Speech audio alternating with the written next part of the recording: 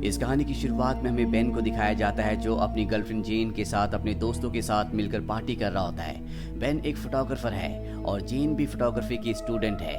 अब जब ये दोनों के दोनों घर वापस जा रहे होते तभी जेन अपनी गाड़ी से एक लड़की को उड़ा देती है जो सड़क पर इनके सामने पड़ी होती है। हालांकि जेन उसकी मदद करने के लिए जाना चाहती है लेकिन बेन मना कर देता है। वो कहता है कि हमें यहाँ से निकल जाना चाहिए क्योंकि यहाँ पर खतरा है, हम किसी बड़ी मुसीबत में फंस सकते हैं। हालांकि जेन उस लड़की की मदद करने के लिए जाना चाहती थी लेकिन बेन के कहने पर वो वहाँ से निकल जाती है।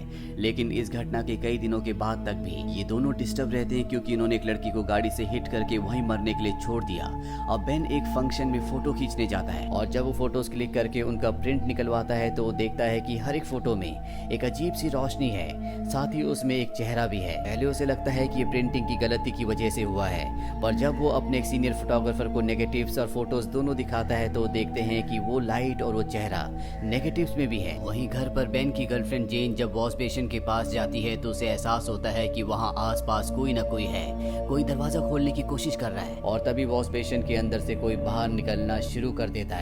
ये देखकर जेन पूरी तरह से डर जाती है, वो अपना आपा खो देती है, पर जल्दी वो अपने आपे में वापस आ जाती है और उस कमरे से बाहर निकल जाती है। दरअसल उस एक्सीडेंट के बाद इनकी जिंदगी में बहुत सारी चीजें अजीब अजीब सी घट रही होती है जिसके बारे में इन्हें कुछ भी समझ में नहीं आता। बेन के शोल्डर में भी अचानक से पेन होना शुरू हो गया होता है। वो पेन इतना ज्यादा होता है कि उसे डॉक्टर के पास जाना चाहता है। डॉक्टर उसके सारे टेस्ट करता है लेकिन टेस्ट में सारी रिपोर्ट्स पूरी तरह से नॉर्मल होती हैं। पर सबसे हैरानी की बात ये होती है कि बेन का जो वेट होता है उसके वेट से लगभग पूरी तरह से डबल होता है। ये बात ना डॉक्टर को और ना ही बेन को समझ आती है। वहीं बेन की गर्लफ्रेंड जेन को दिखाया जाता है जो एक मैगजीन शॉप में जाती है जहां पर घोस्ट के ऊपर मैगजीन लिखी जाती है जिसमें घोस्ट की फोटो छापी जाती है। और जब ये उस मैगजीन के ओनर के पास जाते हैं तो वो इन्हें बताता है कि मैगजीन में जितनी भी फोटोज छापी जाती हैं वो सब की सब नकली है क्योंकि पढ़ने वाले ऐसी फोटोज को, ऐसी कहानियों को बहुत पसंद करते हैं। लेकिन वो इन्हें एक और एल्बम दिखाता है जिसमें बहुत सारी फोटोज होती हैं। वो कहता है कि ये सारी की सारी फोटोज असली हैं। ये फोटोज पोलराइड कैमरा से खींची गई है जिसकी फोटो खींचते ही उसका प्रिंट बाहर आ जाता है, इन्हें एडिट नहीं किया जा सकता। और जब ये दोनों के दोनों उन फोटोज को देखते हैं तो देखते हैं कि हर फोटो के पीछे उसी तरह के साए हैं जिस तरह का साया रोशनी बेन की फोटो के पीछे आता है। अब ये दोनों के दोनों अपने घर आ जाते हैं और तभी वहाँ पर बेन का एक पुराना दोस्त आता है। वो उससे एक लड़की के बारे में बात कर रहा होता है, साथ ही कुछ फोटोग्राफ्स के बारे में, जो सुनकर बेन परेशान हो जाता है। वो कहता है कि मुझे नहीं पता कि वो कहाँ पर है। इसके बाद बेन का दोस्त चला जाता है। अब जेन बेन की फोटोज को बहुत ध्यान से देखती है जिससे उसे एहसास होता है कि ये बेन के पुराने कॉलेज की तरफ इंडिकेट कर रही हैं और वो उसके कॉलेज चली जाती है जहाँ पर एक पोलराइड कैमरा भी होता है। वो उस पोलराइड कैमरा को उठा लेती है और तभी उसे एहसास होता है कि उसके आसपास कोई ना कोई है। वो चारों तरफ देखती है लेकिन वहाँ पर कोई भी नहीं होता। अब उसके पास जो पोलराइड कैमरा है वो उससे अपने सामने फोटो खींच लेती है और जब उसका प्रिंट बाहर आता है तो देखती है कि उस फोटो में एक लड़की है और ये लड़की वही लड़की है जिसका इनकी गाड़ी से एक्सीडेंट हुआ था।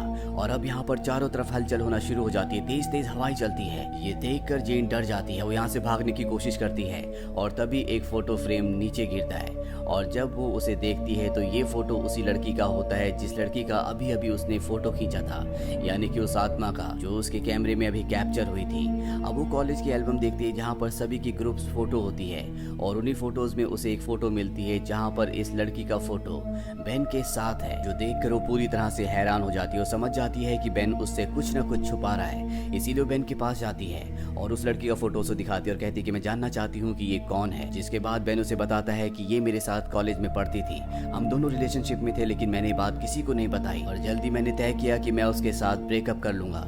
और जब मैंने उसे बात बताई तो उसने मुझे कहा कि अगर तुमने ऐसा किया तो मैं अपनी जान दे दूंगी। वो बहुत ही शाई लड़की थी। मैं उसकी इस धमकी से बहुत ज्यादा परेशान हो गया था, इसीलिए मैंने ये बात अपने दोस्तों को बताई। मेरे दोस्तों ने कहा कि तुम चिंता मत करो, हम उसे हैंडल कर लेंगे, आज के बाद वो कभी तुम्हें परेशान नहीं करेगी। और उसके बाद मैंने उसे कभी नहीं देखा। और अब बेन अपने कॉलेज के एक दोस्त के पास जाता है लेकिन जब उसके घर पहुंचता है तो देखता है कि पूरा घर तितर बितर है और तभी उसका दोस्त ऊपर से कूदकर अपनी जान दे देता है, जो देखकर बेन पूरी तरह से हैरान हो जाता है। ये उसकी पत्नी के पास जाते हैं और उसकी पत्नी पूछती है कि तुम दोस्तों के साथ ऐसा क्या हुआ है कि सब के सब ऊपर से कूदकर अपनी जान दे रहे हैं। बेन को यहाँ पर पता चलता है कि उसके दो और दोस्तों ने ऊपर से कूदकर जान दी है और ये उसके कॉलेज के वही दोस्त थे जिनसे उसने कहा था कि उसकी गर्लफ्रेंड जिसका नाम नेट्रे है अपनी जान लेने की उसे धमकी दे रही है। और अब उसे समझ में आ जाता है कि जबकि उसके सारे दोस्त मारे जा चुके हैं तो अगला नंबर उसका है। इसीलिए बेन जेन के साथ अब नेट्रे के घर जाता है जो कि शहर से बहुत ज्यादा दूर होता है। वहाँ पर ये दोनों के दोनों उसकी मॉम से मिलते हैं, जहाँ पर नेट्रे की मॉम बताती है कि नेट्रे ने ऊपर से कूदकर अपनी जान दे दी थी। इसके बाद ये नेट्रे के कमरे में जाते हैं, जहाँ पर ये देखते हैं कि नेट्रे के बेड में आज भी उसकी बॉडी होती है। दरअसल उसकी मॉम ने उसका फ्यूनरल नहीं किया था। ये नेट्रे की मॉम से पूछते हैं कि तुमने ऐसा क्यों किया। उसकी मॉम बताती है कि मैं अपनी बेटी के जाने के सदमे को कभी बर्दाश्त नहीं कर पाई। मैं नहीं चाहती थी कि वो मुझसे दूर जाए, इसीलिए मैंने उसका फ्यूनरल कभी नहीं किया। ये दोनों कहते कि हमें उसका फ्यूनरल करना होगा, तभी उसकी आत्मा को मुक्ति मिलेगी। और किसी तरह से नेट्रे की मॉम को कन्विंस कर लेते हैं कि अगले दिन ये उसका फ्यूनरल करेंगे। रात को ये दोनों के दोनों एक होटल में स्टे करने के लिए जाते हैं और जब ये सो रहे होते हैं तभी कोई बेन की बेडशीट को खींचता है। बेन की आंख खुल जाती है और वो देखता है कि उसके पैरों के पास नेट्रे का घोस्ट है। देखकर वो डर जाता है। वो अपने आप को बचाने के लिए फायर एग्जिट से नीचे भागता है, लेकिन लगातार नीचे जाने के बाद भी वो फ्लोर नंबर 4 पर अटक जाता है। हर बार वो फ्लोर नंबर 4 की स्टेयर्स पर आ रहा होता है और तभी उसके सामने जेन आ जाती है, जो उसे अजीब तरह से देख रही होती है और उससे कहती कि मैंने तुमसे बहुत प्यार किया था, लेकिन फिर भी तुमने मुझे छोड़ दिया। और अगले पल जेन नेट्रे में बदल जाती, जो उसे पकड़ लेती है। ये देखकर वो पूरी तरह से डर जाता है और खिड़की से बाहर निकलकर वहां पर जो सीढ़ियां होती है उससे नीचे जाने की कोशिश करता है, लेकिन नेट्रे का घोस्ट उसका पीछा करता है और तभी उसके हाथ छूट जाते, वो नीचे गिर जाता है। और उसकी किस्मत अच्छी होती है कि उसकी जान नहीं जाती। अगली सुबह उसकी हॉस्पिटल में आंखें खुलती है, जिसके बाद बेन और जेन दोनों के दोनों वापस अपने शहर आ जाते हैं। आने के बाद जेन इन्वेस्टिगेशन करना शुरू करती है और बेन ने जो फोटोज खींची होती है वो उन्हें डेवलप कराती है। और जब वो उन फोटोज को ध्यान से देखती है तो उन फोटोज में वो रोशनी जो दरअसल नेट्रे का घोस्ट है वो धीरे धीरे बुक सेल्फ की तरफ जा रहा होता है। और अब जेन बुक सेल्फ को खोलती है, जहाँ उसे बुक सेल्फ के पीछे बहुत सारी नेगेटिव्स मिलती है जो छुपा कर रखी गई थी। वो इन नेगेटिव्स को डेवलप कराती है और जब वो फोटोज देखती है तो उसके पैरों तले जमीन खिसक जाती है। दरअसल ये सब की सब फोटोज नेट्रे की होती है, जिसके साथ बेन के दोस्तों ने जबरदस्ती की थी। और ये कॉलेज की वही जगह होती है जहाँ पर उसने फोटो खींची थी और जिस फोटो में उसने पहली बार नेट्रे को पूरी तरह से देखा था, जहाँ पर वो फोटो फ्रेम गिरा था, जिस फोटो फ्रेम से उसे पता चला था कि बेन और नेट्रे एक दूसरे को जानते थे।